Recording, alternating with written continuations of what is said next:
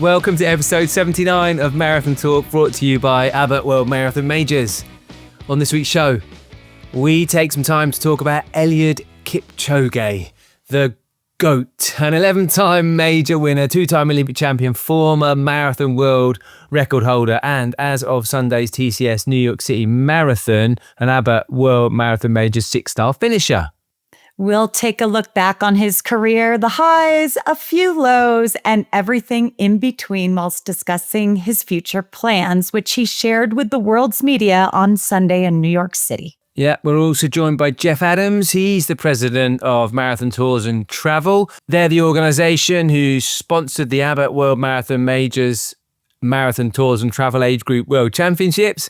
Jeff's the man to speak to about the current boom in sports tourism, and he has the inside track on how the industry is evolving to meet demands of its audiences. And before we get to that, our show this week is brought to you by the Wahoo Kicker Run Smart Treadmill. The Kicker Run offers the freedom and form of outdoor running at home. Its dynamic pacing capability means the treadmill matches your pace automatically with no controls needed, offering you a more natural running experience. And its unmatched connectivity means you can sync up with the Wahoo ecosystem and third-party apps, including the simulation of routes from the Wahoo app, Strava, or Zwift. Marathon Talk listeners, that's you, can get a free Headwind Smart Fan worth $319 or 229 pounds when purchasing a Kicker Run from WahooFitness.com using code RUNTALK at checkout.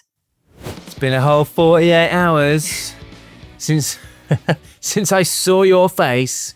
We last recorded the Marathon Talk Extra, the TCS New York City Marathon special show. We've started to talk a little bit about the World Marathon Majors and release Marathon Talk Extra after each of the big majors. So enjoyed seeing that, but you're no longer in New York. I'm thinking you're back home. I am back home. It was great to put out the extra. If you haven't heard it and want to get caught up on everything TCS New York City Marathon, the new champions that have been crowned there, be sure to check that out. But since I saw you, I hosted a wonderful breakfast at the Met Museum in New York City for the finishers. And we had private tours of the museum. It was like, holy moly. And when you talk about the record number of finishers that turned up, the numbers have been crunched, 59,226 finishers. That's more than 4,000 more than last year when we ran together, Martin. So can you imagine the streets being more congested than they were? Just insane that so does that make it the biggest major? Yes, so it's absolutely. There's this bit of a ding-dong, isn't there? Between London and New York around... I think it went New York last November and then London in the spring. Now it's gone back to New York. Even Berlin was in there with record participation. So I think these races are just in demand, and the race organizations are really trying to give the same experience, but with safety as their top priority. So they're still growing. It's amazing. So you got back to Mammoth, back to reality with a bump. Yeah. Andrew's getting you to do, put the bins out, like scare the bears away, all those kinds of things. Yeah, I'm just back to chores. It was like a sleepless night, landing in the middle of the night in LA and driving home to get here in the morning. But, to be home, at some point, you got to end the travel and you got to get back home and get back in line. Piper has a cross-country race tomorrow. So all the things that you don't want to miss out on. So I'm back. Yeah. What about you, Martin? You actually sound a lot better than just 48 hours ago. It sounded like you were nursing the end of a cold, but you sound much better. Do you know, I reckon I had COVID. Honestly, no. I do. I reckon I had COVID. Not great for your running. Dang it. Yeah. But it's okay. It's end of season. I've worked quite hard over the summer, so nothing serious happening. So, right, let's get on with the rest of the show. The TCS New York City Marathon took place on Sunday. A reminder again, if you haven't listened, we did a Marathon Talk Extra, digging into some of the stats and results from the show. Went out on Monday morning. Biggest stories from the race. Benson Kipruto won by 0.13 of a second, an immense sprint finish from Alex Matiso. It was a photo right at the finish. The women's race was won by Helena Beery. Second was Sharon Lekedi, which meant that Beery, Lekedi and Tigist Assefa were all tied on 41 points on the Abbott World Marathon Major Series, so the award was shared. In the wheels, it was a bit of a procession. Series champions Susanna Scaroni and Marcel, who coasted to comfortable wins to cap off great seasons. As Deena said already in the show, 59,222 finishers crossed the line in Central Park. This year's TCS New York City Marathon was the biggest in history. And Eliud Kipchoge, the greatest of all time, completed his Abbott World Marathon Major Six Star journey, becoming the fastest man to do so. There were so many storylines coming out of New York City. It was like a three-ring circus juggling all the information that was coming through. And something that was brought up on one of our Gold Club Masterclass threads that we share, Martin, with a lot of Abbott World Marathon Major Six Star seekers, was the point of photo finishes in a marathon, because we're seeing more of them. And they had asked, is it gun time or chip time? Or so wondering, like, if Benson Kipruto edged out Alexander Matiso, did they have the same? His time was faster because he started a couple steps back. But it is gun time for the pro events. So it's gun time, and there are no cameras, but it's the first shoulder or chest across the line, which is typical. Slightly different, I guess, for the elite race, because everyone's starting right on the front of the start line. Yeah, so I have to give a shout out to Statman Stu, who I had to check in with to get the correct information here. So it was complicated, right? Because imagine if Alexander had started 3 rows back in the elite field. But I wonder if, you're an elite. I was about to say, I wonder if elites think like that. And then I realized I remembered who I'm talking to. Does it really matter in a marathon where you line up? So, it's not like a cross country, is it? Where you think, I've got to really think about where am I positioning on the start line. So, let's say we were looking at, a league cross country in the US or the UK or somewhere, or, the World Cross Country Champs. Where you line up and the order in which you line up is really important, because you might be racing to a first turn. You might be trying to get on the back of a certain group. It's really important, and the start can be quite frenetic and crazy. But in a marathon, it's not like that at all. Matiso probably could have started 3 meters behind, and it really wouldn't have made much difference. Or have I got that wrong?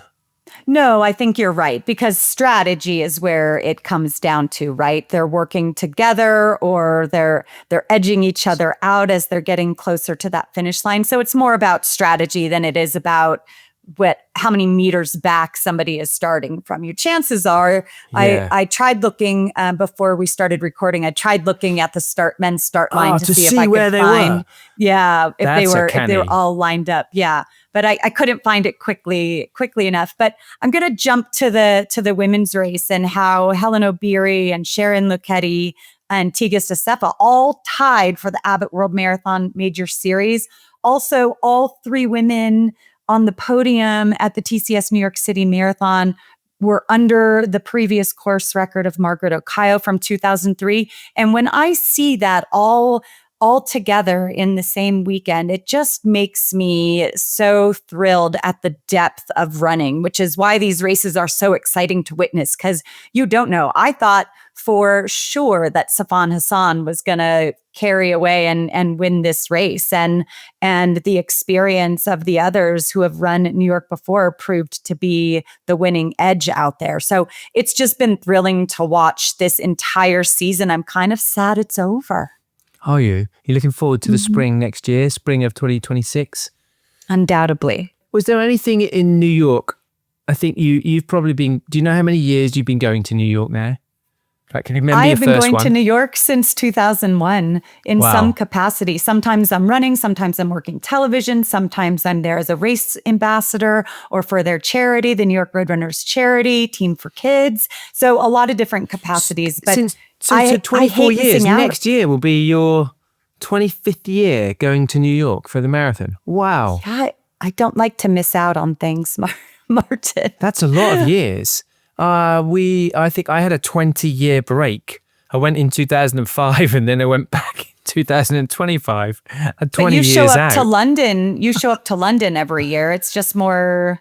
It's like the race that's most convenient to get to. Yeah, but I was going to say to you. So you've been for 21 years. Putting the size of the race, 59,222 runners to one side.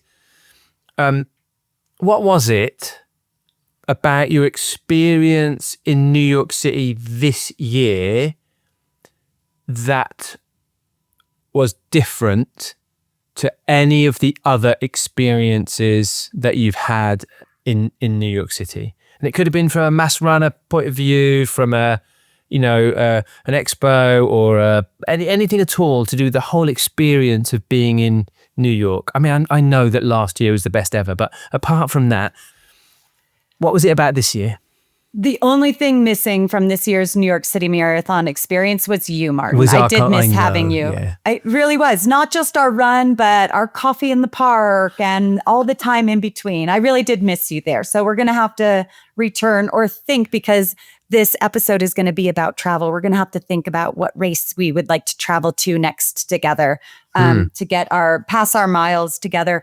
But I guess when I was self-reflecting in New York itself, it wasn't just New York. It was every major I had been to this season that just seemed like madness to me. It was the runners who were fans. It was families showing up as fans. It was locals showing up as fans. And everything just seemed bigger everywhere I went. And Safan Hassan said in an interview after the race, she didn't do much interviews after the race, but in one of her interviews after the race, she said, "These fans are crazy in New York City."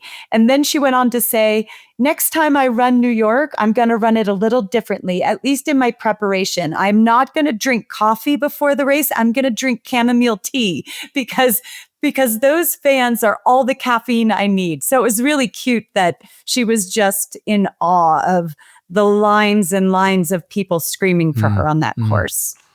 I mean, you've been going to New York almost as many years as Eliud Kipchoge has been winning world titles.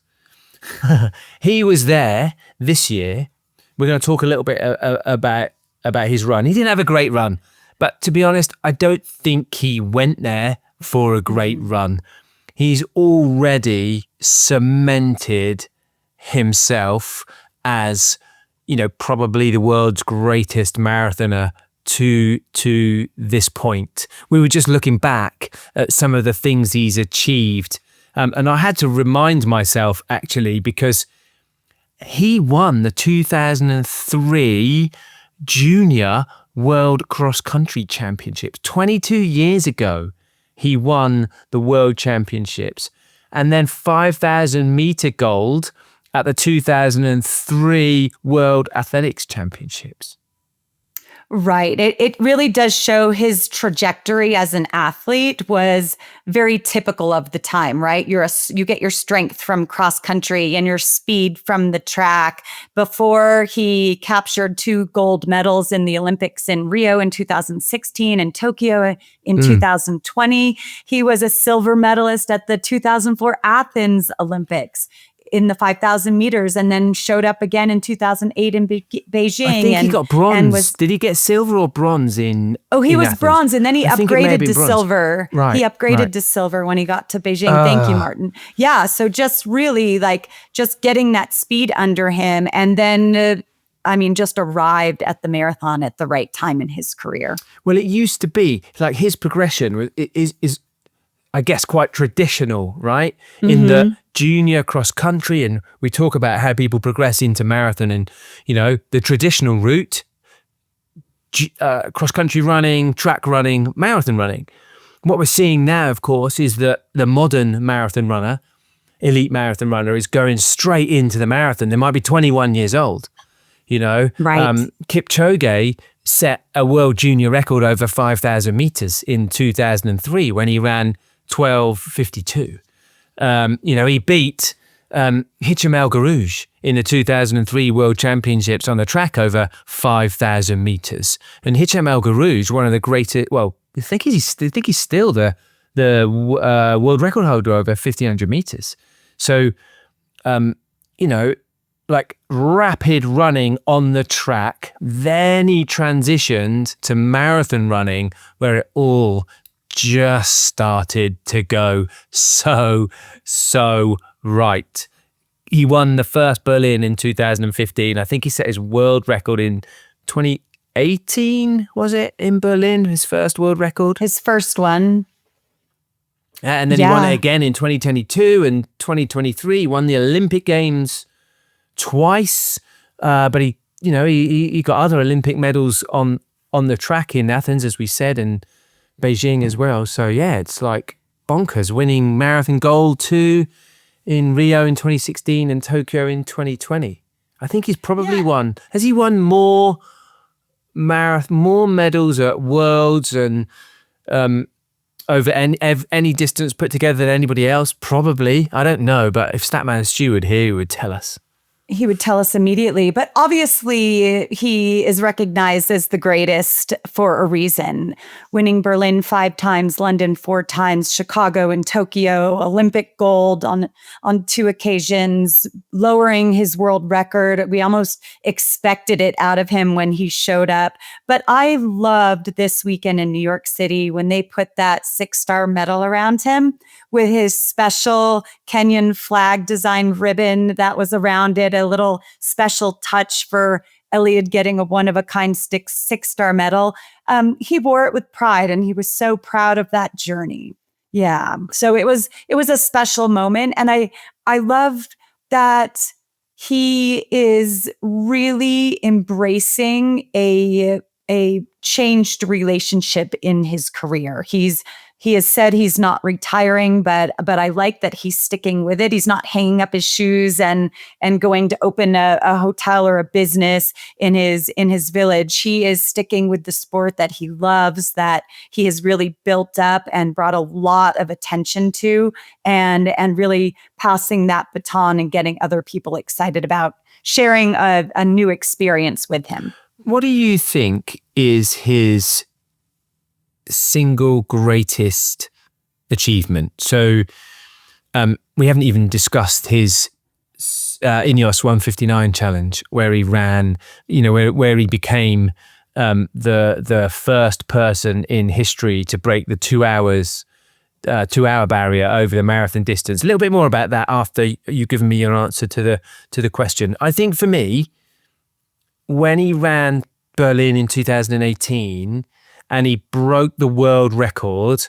by 1 minute and 18 seconds, that represented, I think, the biggest improvement in marathon world record time for 40 years or something, since I think 1967. So now what that also signaled was a shift in can someone break 2 hours? Of course, before that moment, it wasn't doable. People were like, no, that's not really doable. Then Kipchoge breaks the world record by over a minute in Berlin, and people start to go, maybe it is, right? And of course, now we've seen, all right, in a staged event with some very, some variables very tightly controlled, it is possible for a human to cover the marathon distance in under 2 hours, right? And there's been all the tech advancements in shoes, and they resurfaced the road, and I think he had something like 42 pacemakers 41 pacemakers rotating in groups of 7 in a V formation for aerodynamics. It was well thought out for sure. Yeah. So, but what that did was that for me set the scene and the tone for marathon running that we've then subsequently seen in the next 5 years, where we've seen younger marathon runners come through, where they've gone straight to marathon distance and they debuted in 2:02. And we've gone, wow, okay. And it's Kipchoge who set that marker, right? He shifted that bar. And I think that started with that 2:01 world record performance in Berlin. What about you? Do you have okay, this is my groundbreaking Kipchoge moment? Yeah, I mean, mine was going to be his world record in Berlin when he lowered it in 2022, running 2:01:09. But now I'm going to join you, Martin, because you're right. That was a barrier breaker. That was when physiologists stopped mulling over whether or not it was humanly possible to break 2, and people started thinking it actually will be possible, but when's it going to happen? The conditions have to be right, and so in Eliud's 159 challenge, his breaking 2 challenge, that was putting all those pieces into place to see it unfold. So, but fascinating to me. You don't become the best by one performance. You become the best by your performances. And he has certainly, from cross country to track to his performances, owning 6 of the top 20 all-time performances in the marathon itself. To me, he is the greatest of all time. Well, and you spoke about when he lowered his marathon world record. At the time, he in that race, he went through halfway in 59:51. Right. And of course, I think he went through the second half in just over 61 minutes. Now, that was equally as groundbreaking because nobody thought it was possible to go through a half marathon in under an hour. Right? Half marathon world records weren't much faster than that. Kipchoge's personal best wasn't much faster than that. And I think what he's consistently demonstrated over his career is the mastery of the things you can control in a marathon. So for his, in his best performances, they've come when he's been able to control variables. He's been able to pay attention to detail and then execute them in some ways. And I think potentially, this is why there's some similarities with the Ineos project. Dave Brailsford brought a lot of that to cycling with the Sky cycling team, Team Sky, when he saw the likes of Wiggins and Froome, and they paid attention to the detail. And of course, Brailsford was a part of the Ineos Challenge team as well. And so what Kipchoge has demonstrated is when he has mastery over most things in the marathon, he runs really well. The flip side of that, I think, is that when he fails to have mastery over some of those things in the marathon, it hasn't gone as well. It's not been a career without blips, which you would expect, but there's some times where he's run particularly below par or expectation. Right. And the only instances that really stick out to me is during the pandemic when he ran London and he didn't have a great day. It was a rainy day in London. It was a different course than typical. It was on a circuit. Boston Marathon last year, New York this year, but he's getting up there in age, and he will become less consistent in his racing. He's getting up there in age.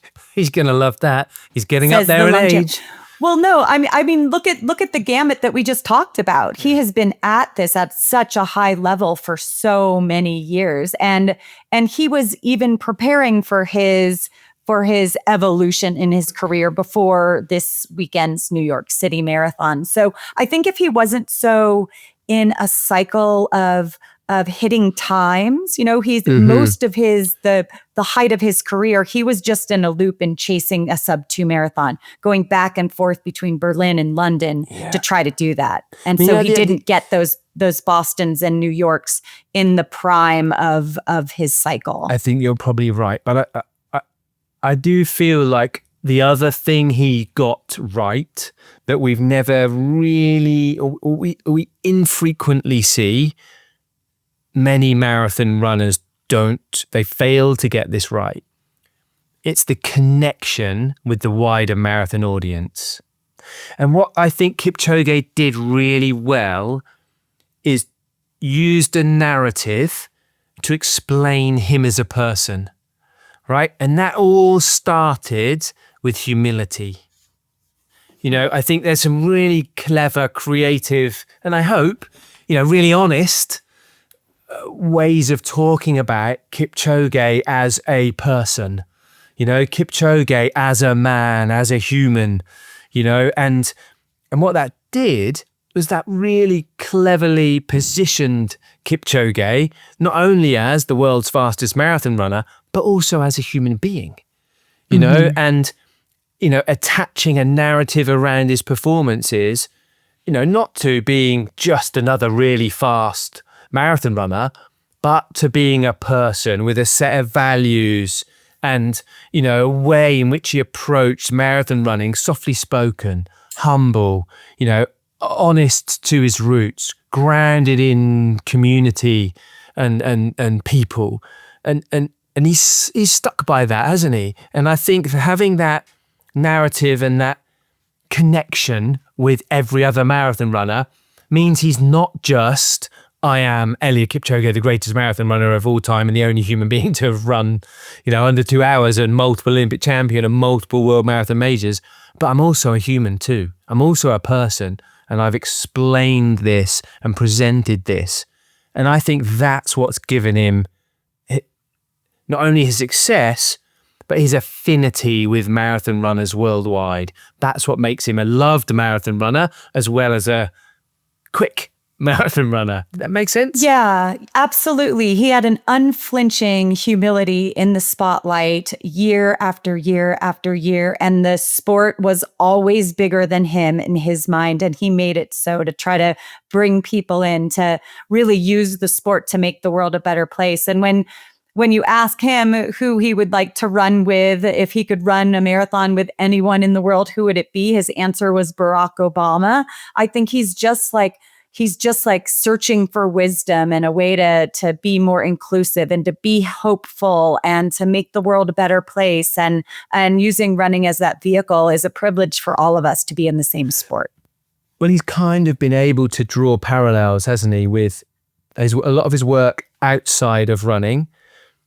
And then, you know, a lot of elite runners, they just run. And I don't mean to be derogatory with that, but they're known for running. Whereas Kipchoge is transitioning out of an elite running career and into a career about running, you know? And I think we're going to see more. He's started to talk about some of those things in New York City, didn't he? And maybe we'll get a little bit more information from Jeff later on in the show about the concept of Eliud's running world, where he's running 7 marathons on 7 continents. I'm intrigued by, you know, why he wants to do that.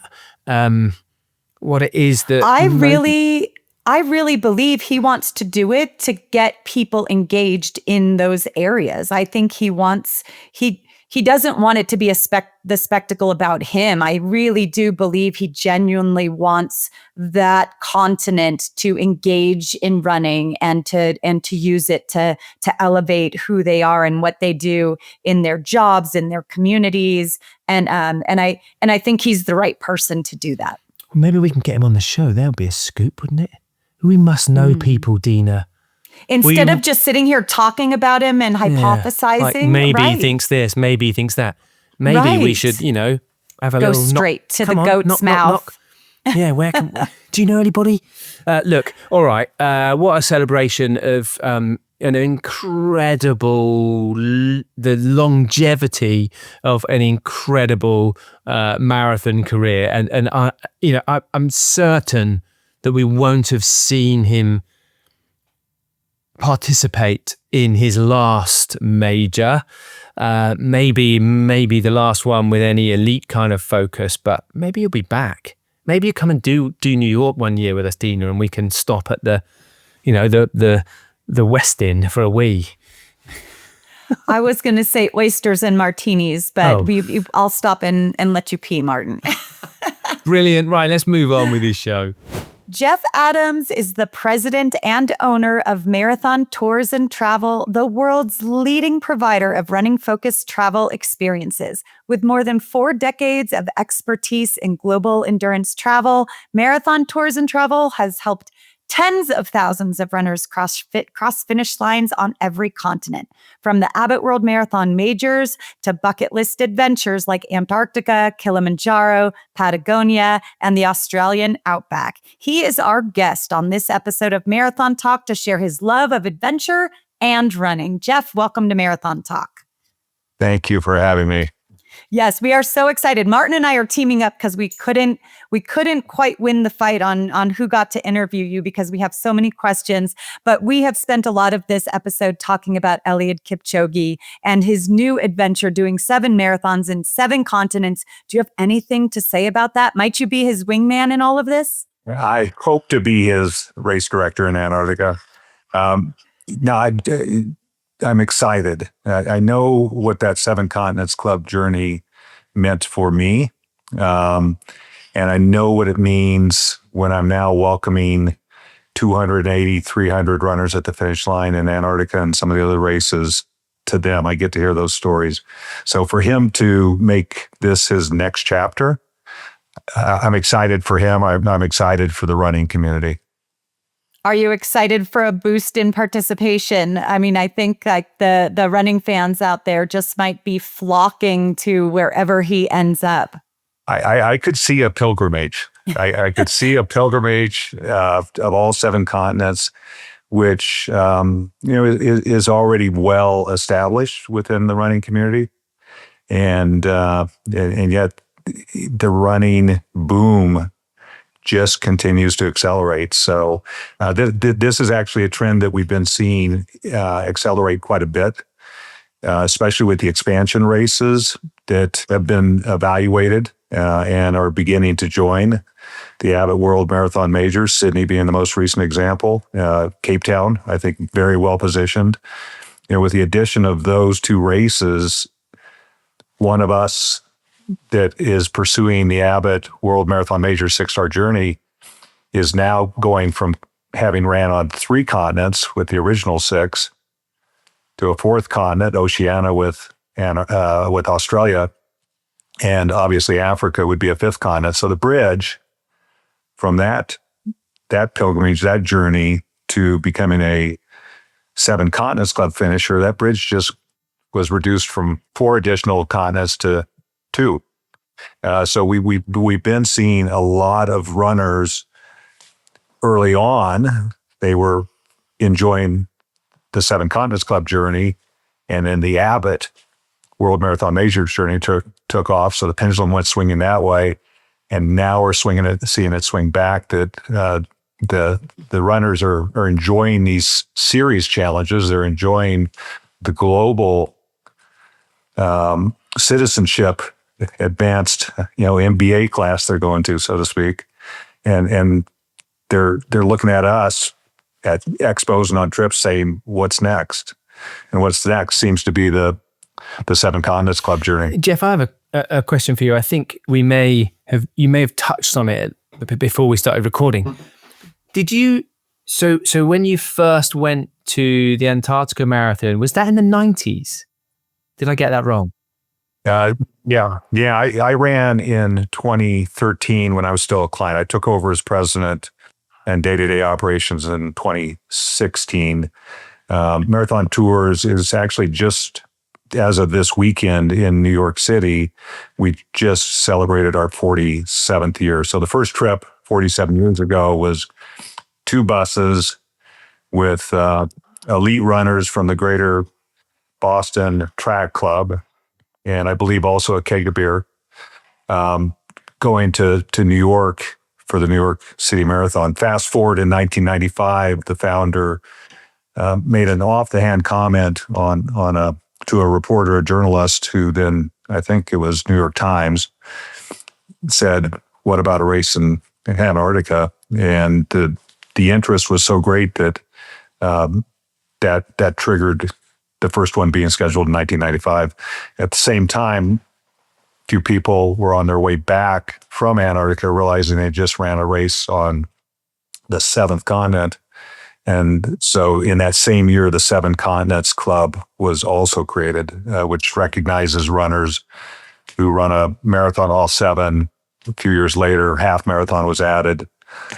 Recently, we added the ultra because of the growth in that space. And just to even be more inclusive, we're contemplating adding recognition for the 10K distance, with so many runners either coming back to the sport during COVID, finding the sport during COVID. We're seeing an influx of younger and newer runners working their way up. We saw 59,000 or 59,000 people compete in New York, and we're undergoing at the moment. You will have seen lots of changes over your decades of involvement in running, and we're seeing an uptick in number of participants. But look, Jeff, I'm also really conscious of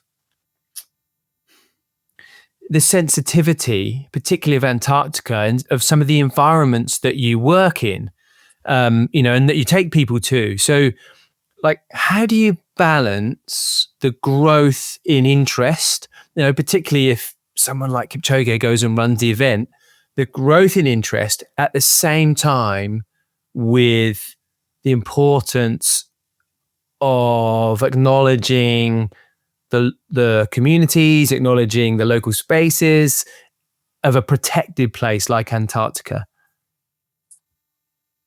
Oh, it's a pristine place. The scale of the animal interaction, the scale of the landscape, the scale of the weather. It's a special trip for me hosting, because rarely would you have 180 passengers on a ship all experiencing something for the first time together. And so that energy is really special. But before we ever board the ship, we spend a great deal of time in mandatory briefings related to the zero footprint policy that we have. And it's interesting that you asked the question. I was just on a board call 2 hours ago for an organization, Oceanides. Oceanides is the largest non-government funded environmentally focused organization that operates in Antarctica also for over 30 years. They're our charity of choice. We will typically raise $150,000 each year for their mission, which is centered around penguin census. So not only do we take that seriously, we're vested in the maintenance and the study and the understanding of the impact of climate change. As a result of our approach to literally taking the gels out and having them in gel flask, no wrappers, nothing that could blow into a sensitive area, with hands that can get a little numb, a little cool during race day. We don't just meet the minimums. We exceed the minimums in terms of maintaining that pristine space. Thanks, Jeff. It's important, to understand the thought processes that go into organizing and taking people to events across the world. Sometimes we might take some of that for granted, but I think it's really important that as participants, we engage with the whole process. And you take people all over the world for all kinds of different destination experiences.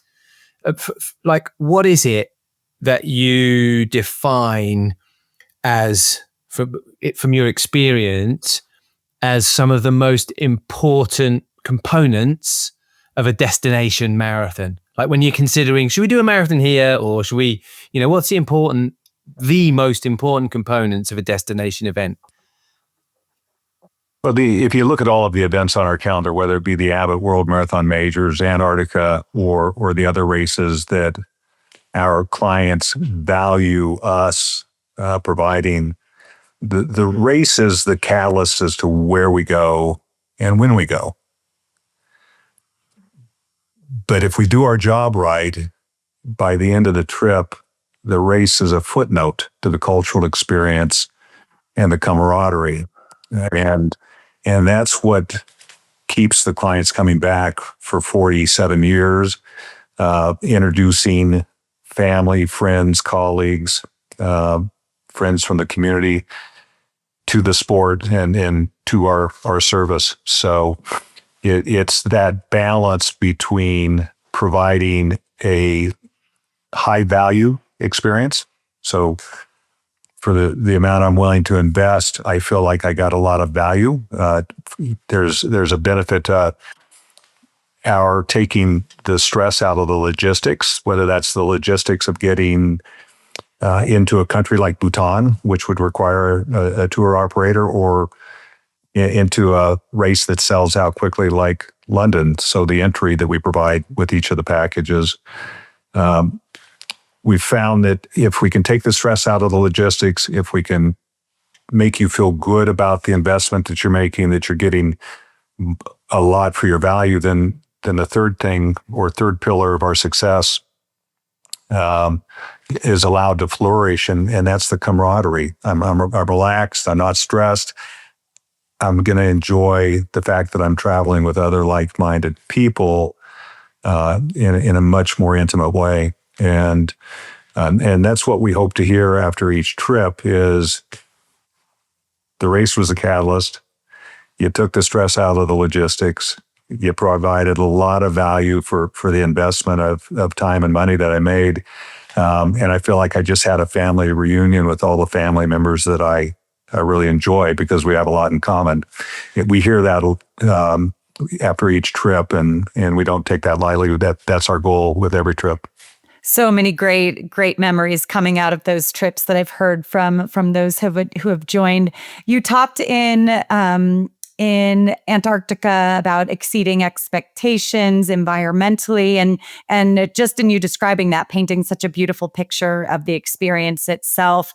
In some of the other adventure destinations that you host, like Patagonia and Kilimanjaro, the Australian outback, are there other details in those that you'd like to share that are kind of like teasers to get people excited about joining?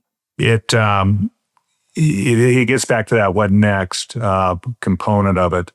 But at the same time, our community of runners and adventure travelers, as we've all observed, has continued to grow, and the growth is accelerating.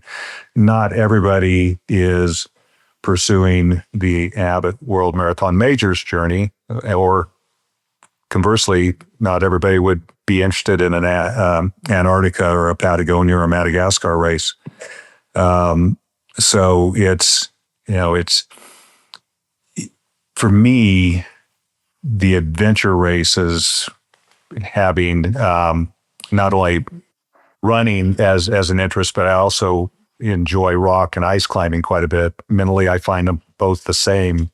One's this way, the other one's this way, but you're running your tangents, you're climbing with a similar strategy. So I love introducing clients to those more remote adventure locations. So spending 3 years evaluating the Argentina side, the Chilean side of the Patagonia Marathon, and then seeing people enjoy that experience. We're working on one right now that just finished scouting 2 months ago, which will bring our clients to the Amazon rainforest, the Peruvian Amazon rainforest, where the start of the Amazon River occurs, and giving them that experience. But again, keeping the logistics and the value and the safety at the forefront. Bhutan, I mentioned, is maybe one of the most pure cultural experiences. Madagascar, similar cultural experience, running through 4 villages and 18 water crossings. So creating those unique experiences that a runner would not be able to find on their own is especially satisfying. It sounds like, sometimes, particularly maybe runners listening to a marathon talk would be saying, well, actually, what do I want to gain from doing this marathon is 3:59.4. It's like, and Deena and I will often talk about the motivations for running a marathon, and often they start with a number.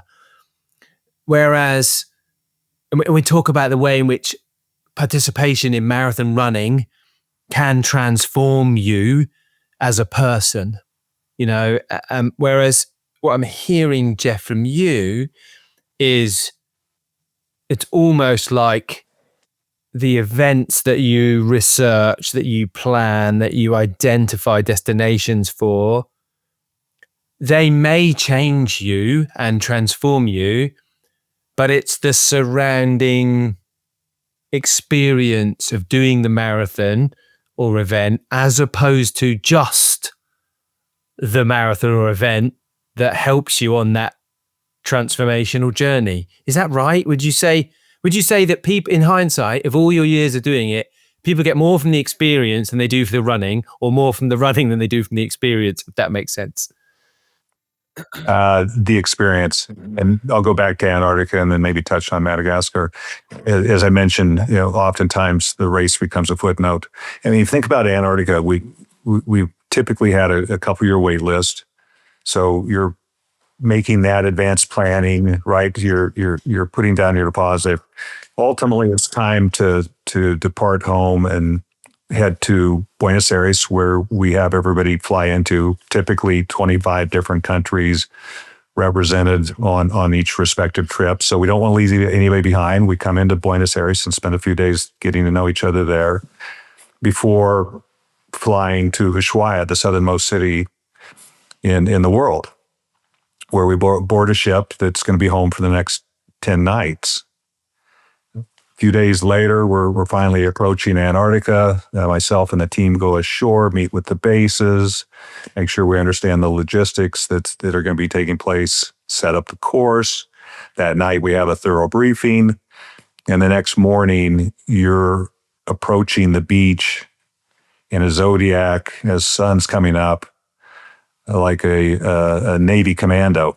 You storm the beach, you run the race, you accomplish something that very few people ever will accomplish. And yet the next day, nobody is talking about the race. You're hiking up through a penguin rookery, you're out kayaking with humpback whales.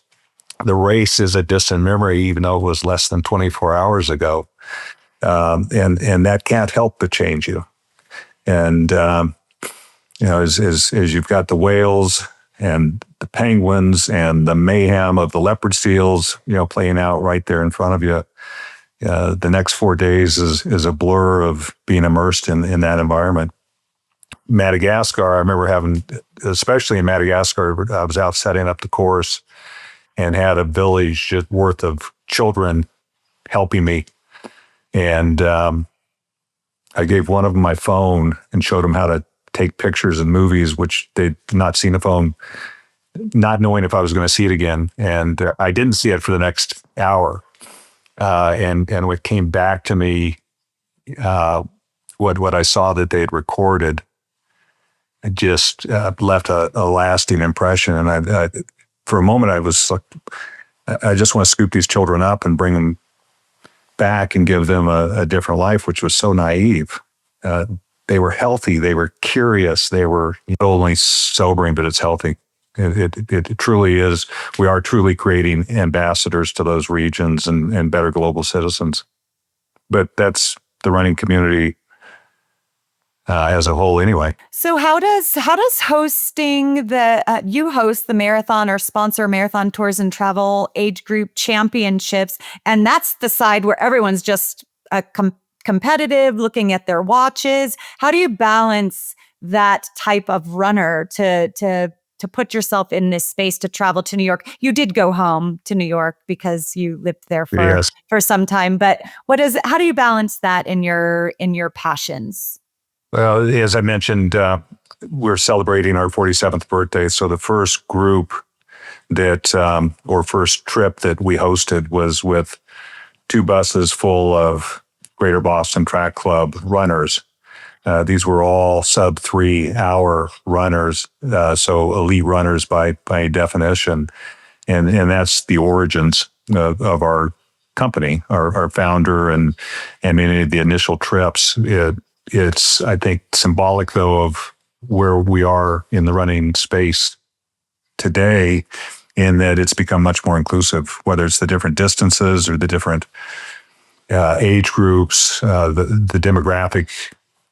Regardless of how you want to measure, the demographic is much more inclusive.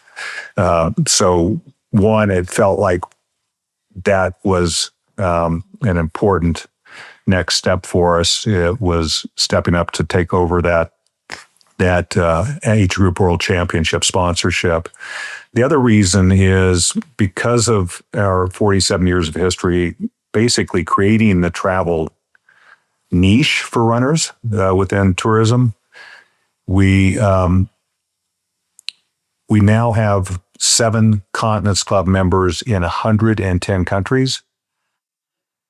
So we saw the sponsorship as a way to be a resource in those other countries, 90 or so other countries that maybe don't have that option available to them, or they don't have a good option available to them. So we were very conscious of the fact that this was a bit of an outreach program to bring other runners into our family.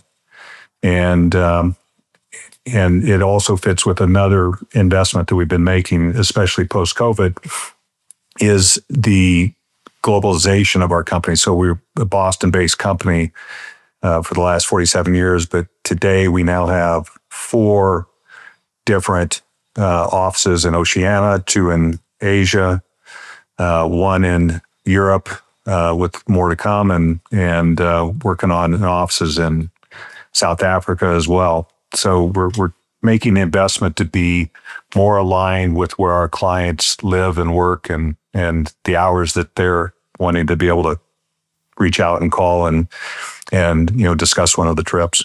I'm loving the idea. I've just been looking around the website, Jeff, and I'm kind of loving the idea of being a trip designer. Like just hearing you talk about those things. And, Deena and I have been, running has treated us very kindly, right? And through running, we've been able to, of course, Deena more so, but I think we've been able to travel a little bit through our running and sport, and, that participation, like you say, sometimes, even though we might have been racing at a world championships or Olympic Games or whatever, it still is the case that the running's the footnote, even though the competition's massive. And seeing the role and hearing you talk about, trip designer, I'm thinking, what a job that would be. Like, get to go and explore amazing places, think about where people would love to run, and then build an experience or a package that, when a sport like we do, you sort of think, well, I know something about what could make that experience really special for people that come along. So, like, with that in mind, you nearly sort of gave a teaser away about, your Amazon trip. But where do you not run that you would like to? Everyone's like, the world's getting smaller, travel's getting easier. I'm aware of the environmental cost of people traveling, and also the financial cost of people traveling too.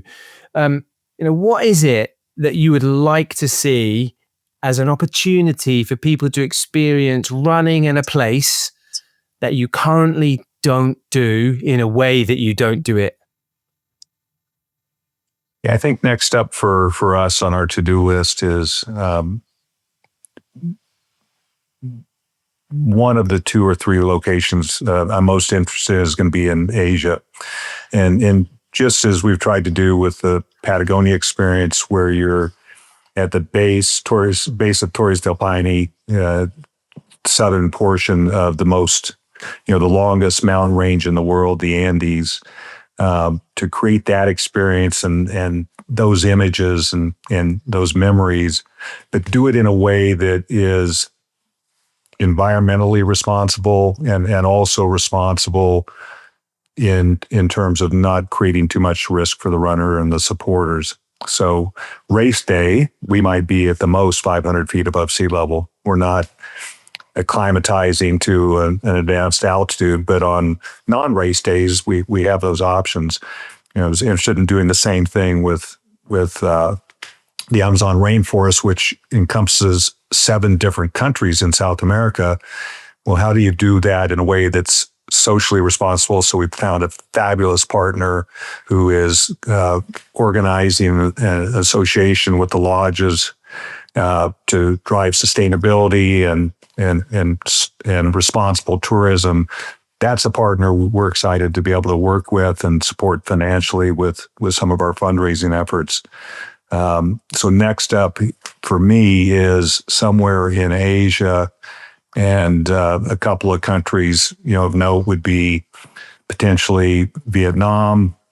I think in North America, if I said Bali, people have an immediate emotional reaction. I'm seeing a lot of my friends and other runners exploring Mongolia currently. So the intersection of what I see as a perfect destination is I don't have to educate you on where we're talking about. When I say Patagonia, or I say Bali, or I say one of these other locations, you have an immediate recognition or emotional reaction, but able to do it in a way that is safe, environmentally safe, and that that's the recipe for sustainable long-term experience and race that we've been able to achieve to this date, right? 30 years of going to Antarctica, supporting one of the most important charities, being on the board personally myself. And I'm looking to replicate that around the world so that it's not a one-time deal. We become part of the community, that international community as well as the running community. Jeff, you're a runner yourself, so I would love to know, and an adventurer. You could see it just pulses through your veins to just go explore. But what is the favorite place, most adventurous run you have been on in the world? Wow, my favorite run is whichever one I'm running that weekend, and Love it.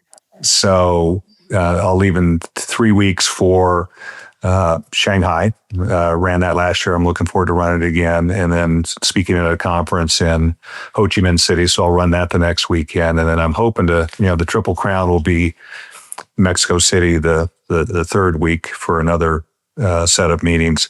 So wherever I'm at is where I'm happiest. In terms of my favorite, I'll go back to Antarctica because of what I said earlier. One of my favorite questions, especially as you get older, is when is the last time you did something for the first time? Well, when I asked that question of 180 people in Antarctica, very few of them have ever been there, and so to have that energy, that vibe on the ship and on race day, and when we're celebrating an amazing whale encounter over cocktails that night. Everybody's just experienced something for the first time. That's hard to, that's hard to beat. So I'll throw your question back to you. When is the last time you've done something for the first time? The rainforest, Wow. scouting that and, Magical. Google Earth and all that stuff is so helpful. It had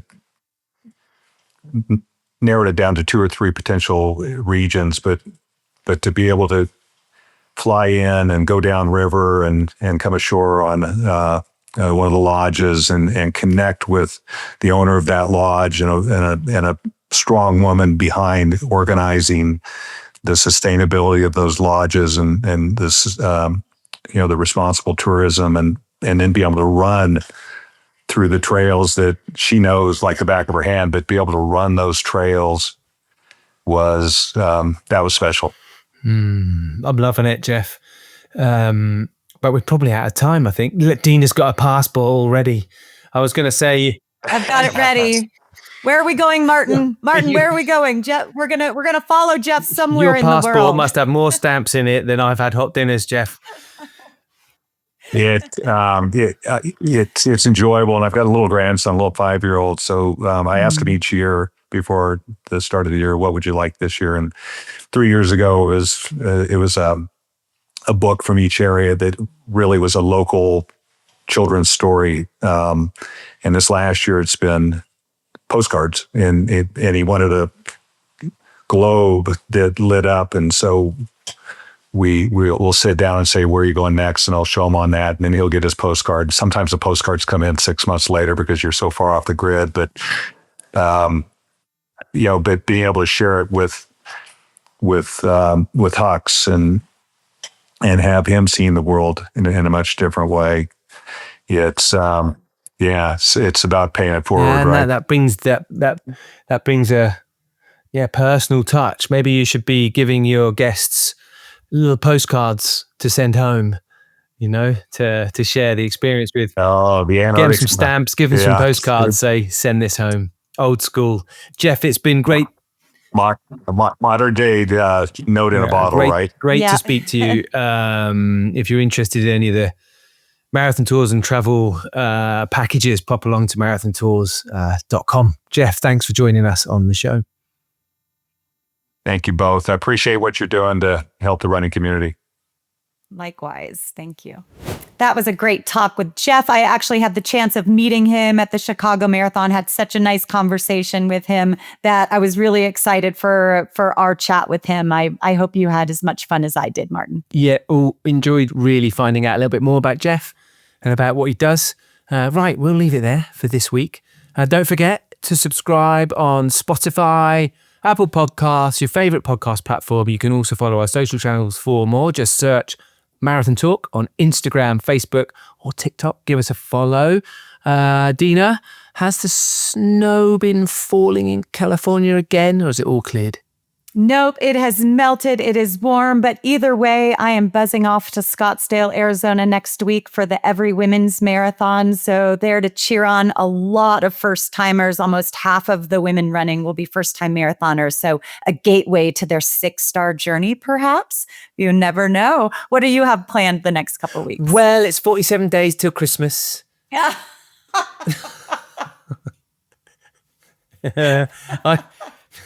I shall be out.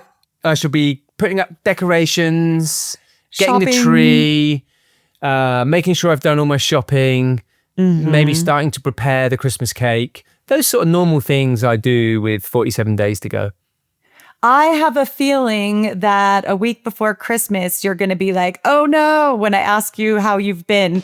But good luck with your Christmas shopping, Martin. Thanks for the reminder. And everyone else out there, ho, ho, ho, enjoy the run wherever it takes you.